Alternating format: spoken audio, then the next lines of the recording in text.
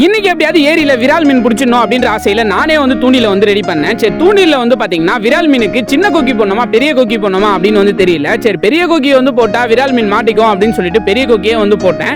ஒரு வழியா தூண்டிலாம் ரெடி பண்ணி முடிச்சாச்சு. மண்புழுக்கு எங்கடா போறது அப்படின்னு வந்து யோசிச்சேன். மண்புழுக்கா பஞ்சம் 4 கல்ல பெரட்டி போடுறா அப்படின்னு சொல்லிட்டு ஈரமா இருக்கக்கூடிய இடத்துல 3 கல்ல பெரட்டி போட்ட உடனே ஏகப்பட்ட மண்புழு மொத்தத்தையும் அள்ளி போட்டுக்கிட்டேன். அவ்வளவு மீன் கிடைக்குன்றது என்னோட நம்பிக்கை.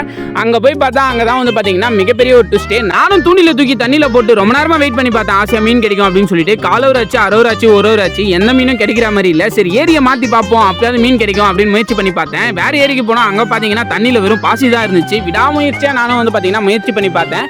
கடைசியில நம்மளுக்கு தோல்விதான். விரால் மீன் இல்ல, மீன் குஞ்சு கூட வந்து பாத்தீங்கன்னா கிடைக்கல. இருந்தாலும் இன்னைக்கு விடுற மாதிரி கிடையாது அப்படின்னு சொல்லிட்டு நேரா மார்க்கெட்டுக்கு போயிட்டு விரால் மீனை தேடி பார்த்தேன். நம்ம ராசி விரால் மீன் வந்து பாத்தீங்கன்னா இன்னைக்கு வந்திருந்து. மீன் கிடைக்கலன்னு விரக்தியில இருந்த எனக்கு இந்த மீனை பார்த்த உடனே தான் வந்து பாத்தீங்கன்னா மூஞ்சில சிரிப்பே வந்துச்சு. ஒரு வழியா மீனை வந்து பாத்தீங்கன்னா வீட்டுக்கு வாங்கிட்டு போயிட்டேன்.